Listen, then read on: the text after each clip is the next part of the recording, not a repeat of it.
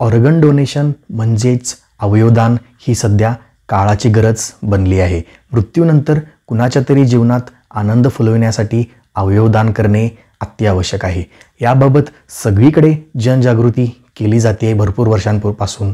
दिग्दर्शक साहिल शिरवईकरचा लाईफलाईन हा चित्रपट समाजातील याच गंभीर विषयावर भाष्य करणारा आहे। जुने पारंपरिक रीतिरिवाज आणि मॉडर्न सायन्स याची ही स्टोरी आहे आणि दिग्दर्शकाने कलाकारांची चांगली फौज घेऊन ती मांडण्याचा प्रयत्न केला आहे पडद्यावरती।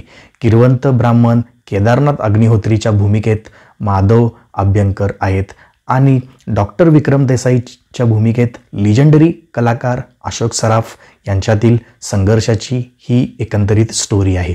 केदारनाथ अग्निहोत्री हे त्यांची पत्नी व मुलासह राहत असतात। स्वभावाने ते हट्टी, घमेंडी आणि कमालीचे अहंकारी असतात। एके दिवशी एका मृतदेहावर अंत्यसंस्कार करण्यासाठी केदारनाथ स्मशानभूमीत गेलेले असतात।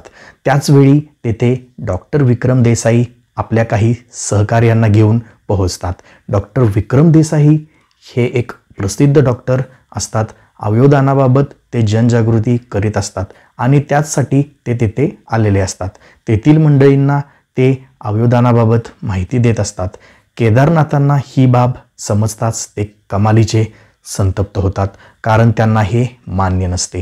त्यामुळे केदारनाथ आणि डॉक्टर विक्रम देसाई यांच्यामध्ये शाब्दिक चकमक होते। दोघेही आपापले म्हणणे मांडतात। मग हा संघर्ष कोणत्या थराला जातो आणि पुढे काय घडते त्यासाठी हा चित्रपट पाहावा लागेल बॉस। दिग्दर्शक साहिल शिरवईकर यांनी एक चांगला सामाजिक विषय या चित्रपटाच्या माध्यमातून मांडलेला आहे। मानवाचे शरीर हे देवाने दिलेली देणगी आहे आणि आपल्या मृत्यूनंतर ते कोणाला दान केल्यास त्यामुळे काहीच नुकसान होत नाही, या उलट ते पुण्याचे काम असते। अवयवदानासारख्या गंभीर विषयाचे महत्त्व या चित्रपटाद्वारे सांगण्यात आले आहे। ज्येष्ठ अभिनेते अशोक सराफ यांनी समंजस व समजूतदार डॉक्टर विक्रम देसाई यांची ही भूमिका छान रीतीने साकारली आहे। महादेव अभ्यंकर यांनी केदारनाथ अग्निहोत्री ही किरवंत ब्राह्मणाची भूमिका उत्तमरित्या पार पाडली आहे। त्यांच्या या भूमिकेतून वेगवेगळे इमोशन्स पाहायला मिळतात। एकीकडे अहंकारी असा किरवंत ब्राह्मण तर दुसरीकडे आपल्या मुलाच्या उपचारासाठी धडपड करणारा हतबल बाप, असे या भूमिकेचा एकंदरीत सारांश आहे। या दोन्ही ज्येष्ठ कलाकारांबरोबरच संध्या कुटे, हेमांगी कवी, जयवंत वाडकर असे कलाकार या पिक्चरमध्ये आहेत। चित्रपटातील काही संवाद दमदार आहेत, त्याबाबतीत राजेश शिरवईकर यांचे कौतुक करावे लागेल, परंतु पटकथेवर म्हणावे तसे काम झालेले दिसत नाही। त्यामुळे चित्रपट सुरुवातीला काहीसा रेंगाळतो, कथा म्हणावी तशी पुढे सरकत नाही। तरीही समाजातील एका महत्त्वाच्या विषयावर या चित्रपटामध्ये प्रभावी भाष्य करण्यात आले आहे।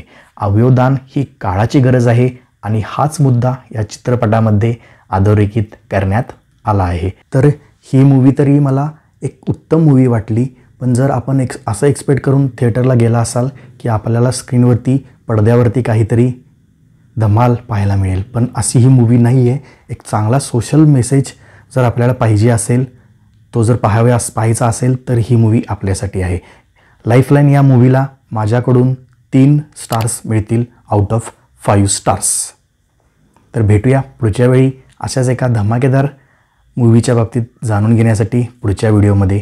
तर व्हिडिओ आवडला असेल तर चॅनलला सबस्क्राईब करा आणि साईडवाल्या बेल नोटिफिकेशनला देखील ऑन करा।